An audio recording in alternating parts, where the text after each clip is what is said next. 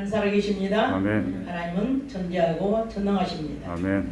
오늘 본문 말씀은 로마서 12장 1절서부터 2절까지고 제목은 거룩한 산 제사와 영적 예배. 내일 모레는 우리나라의 고유의 명절인 추석입니다. 가을 한가운데다 해서 한가위라고도 합니다.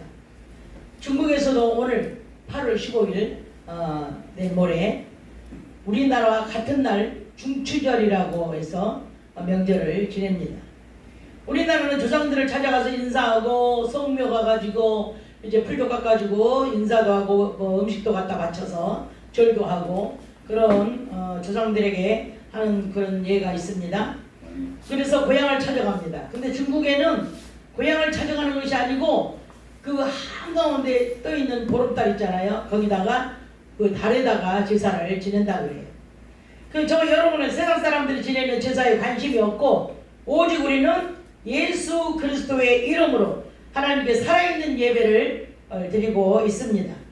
하나님께서 기뻐하시는 산 제사를 드리려고 이 자리에 함께 하신 저 여러분에게 평강과 희락과 건강과 축복이 주 예수 그리스도의 이름으로 있기를 축원합니다. 아멘. 아멘. 본문에 보시면 네 가지를 하나님께서 언급하셨습니다. 첫 번째는 너희의 몸을 하나님이 기뻐하시는 산 제사로 드려라. 두 번째는 성도들은 악한 세대를 본받지 말라. 세 번째로는 마음의 새로운 변화를 받아라. 네 번째로는 하나님께서 기뻐하시고 온전하신 뜻이 무엇인지 분별하라. 이렇게 1절, 2절에서 많은 내용을 포함하고 있습니다. 로마서 11장 36절에는 사람이 어디서 나서 어디서 어떻게 살다가 어디로 가는지 확실하게 이렇게 나와 있습니다. 사람이 하나님께로서 나오고 하나님의 뜻대로 살다가 하나님께로 돌아간다고 로마서 11장 36절에서 말씀하셨습니다. 구약에서는 소나 양이나 짐승을 잡아 죽여서 생명 없는 제사를 드려서 냄새로 흠양하셨습니다. 근데 신약에서는 성도로서 거룩한 삶 속에서 말씀을 따라 선을 실천하며 성령의 감동 따라 하나님께서 기뻐하시는 거룩한 상 제사로 하나님께 드리는 것입니다. 자신을 제물로 드리는 것은 몸과 더불어서 몸만 가는 게 아니라 지금 우리가 여기에 몸을 왔지만은 몸만 온 게 아니라 무엇도 왔어요? 마음도 정신도 내 의지도 어떤 야망도 능력도 내가 가진 모든 것을 가지고 하나님 앞에 와서 드리는 것입니다. 이것이 바로 산 제사요 영적 예배인 것입니다. 아멘. 이 명령은 기독교만이 말할 수 있는 특권입니다. 헬라인들은 육으로만 제사를 합니다. 예수님께서 육은 무익하다고 말씀하시고 내 말은 영이라고 이렇게 말씀을 하셨습니다. 바울이 말한 몸은 성령이 거하시는 성전이라고 고린도전서 3장 16절에서 말씀하셨습니다. 고린도전서 6장 19절에는 저와 여러분의 몸을 하나님께서 값으로 사신 귀한 것이니 하나님께 영광을 돌려야 한다고 말씀하셨습니다. 하나님께 산 제사로 영광을 돌리려면 첫 번째는 자신을 죄로 더럽히지 말라는 것입니다. 그리고 두 번째는 자신의 몸을 고행을 하고 이렇게 너무 쇠약하게 이렇게 건강을 해치면 안 된다는 것입니다. 왜? 내 몸은 내 것이 아니고 하나님 것이기 때문에 그래서 몸을 건강하게 잘 다뤄야 할 이유가 있다는 것입니다. 자신의 영혼 육이 온전히 하나님께 드려지는 것이 영적 예배요 산 제사인 것입니다. 기도 많이 하고 종교의식을 행한다고 영적 예배가 아니고 내가 날마다 변화된 모습을 하나님께 드리는 것이 영적 예배입니다. 세상의 모든 사람들에게 빛과 소금의 역할을 잘 감당하고 성도로서 현실의 삶 속에서 거룩한 삶을 살기 위해 말씀을 따라 선한 일에 실천하며 성령의 감동과 능력으로 이 세상을 살아가는 것이 하나님께서 기뻐 받으시는 산제사요 영적 예배입니다. 아멘. 요한일서 2장 15절에서 16절을 한번 우리 꼼꼼히 읽어봐 주세요. 요한일서 2장 15절 16절 다 피세요. 다 같이 우리가 그 말씀을 참고하겠습니다. 요한일서 2장 15절에서 16절 읽어주세요. 시작. 이 세상이나 세상에 있는 것들을 사랑치 말라. 누구든지 세상을 사랑하면 아버지의 사랑이 그 속에 있지 아니하니 이는 세상에 있는 모든 것이 육신의 정욕과 안목의 정욕과 이생의 사랑이니 다 아버지께로 쫓아온 것이 아니오 세상으로 쫓아온 것이라. 아멘. 예. 이 세상 것은 아무것도 본받을 것이 없습니다. 왜? 인간의 정욕에서 나오는 거기 때문에 이 세상 것은 우리가 본받지 말고 또 우리가 그것을 행해서도 안 된다는 것입니다. 본받지 말라는 것은 자신을 세상에 맡기지 말라는 것입니다. 내가 육체가 원하는 대로 하면 세상에 육체를 맡기는 거예요. 그래서 내가 육체가 원하는 대로 살면 안 된다는 것입니다.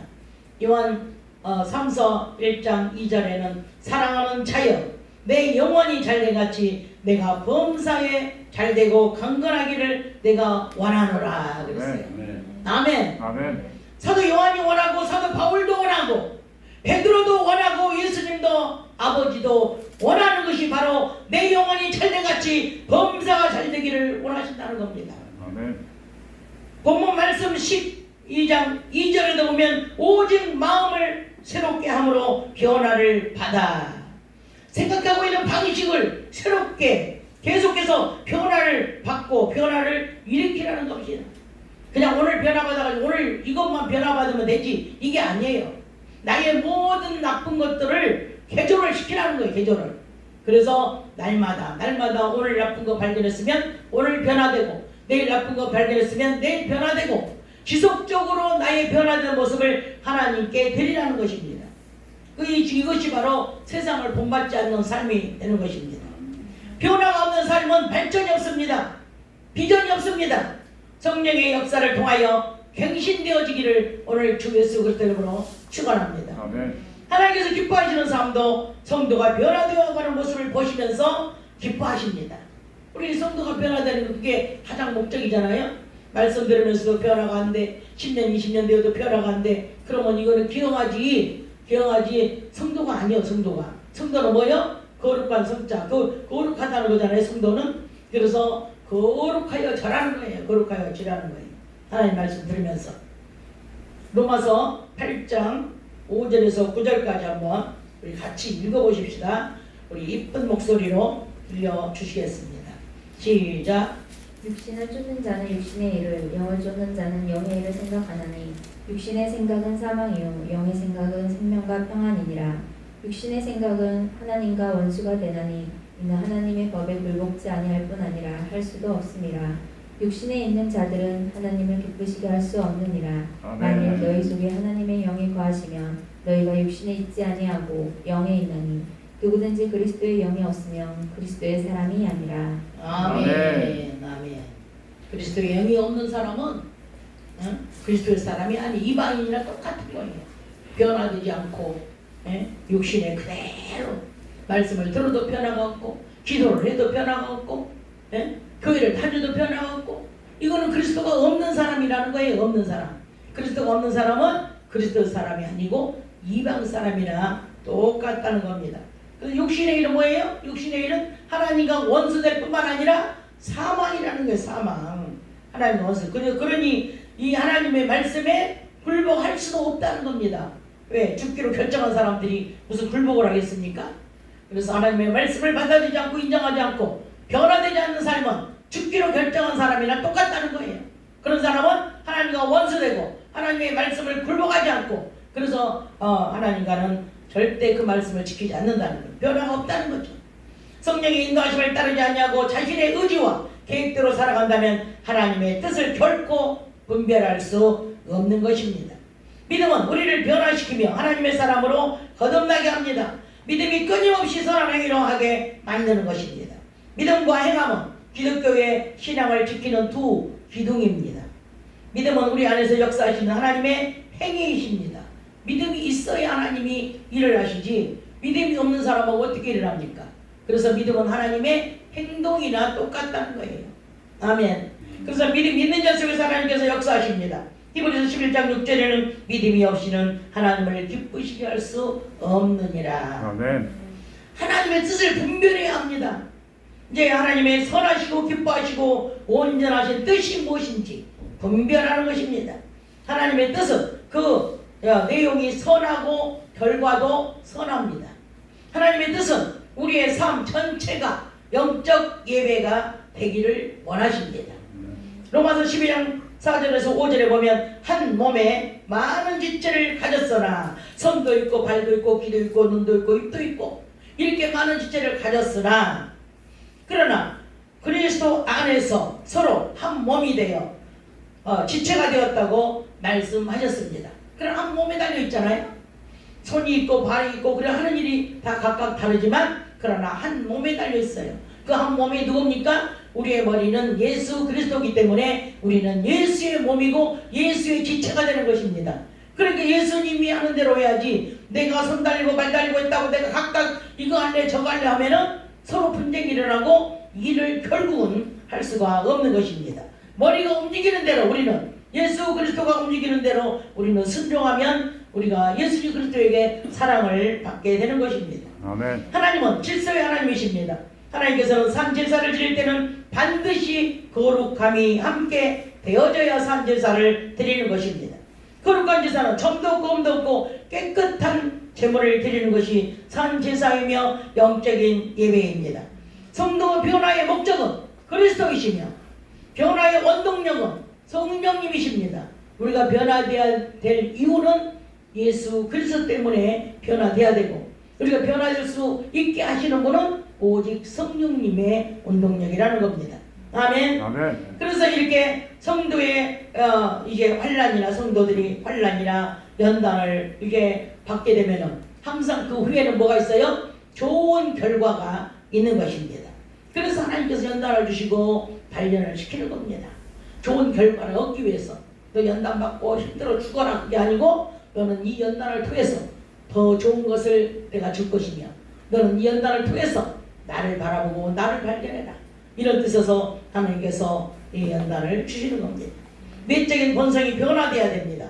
그 연단을 통해서 내적인 본성이 변화돼야지. 왜 이렇게 하나님은 나에게 이런 연단을 줘? 왜 이렇게 나를 이렇게 고생을 시켜? 원망불평하면 절대로 변화는 일어나지 않는 것입니다. 그리스도처럼 변화를 받아야 합니다. 세상은 결코 성도들의 스승이 될 수 없습니다. 아무리 세상 좋아해보세요. 세상이 나한테 가르치는 게 뭐 있습니까? 세상에게 내가 배울 게 뭐 있습니까? 아무것도 없죠. 그러나 우리 하나님의 성품은 우리를 변화시키고 우리 하나님의 인격이 나를 변화시켜 주십니다. 할렐루야. 아멘.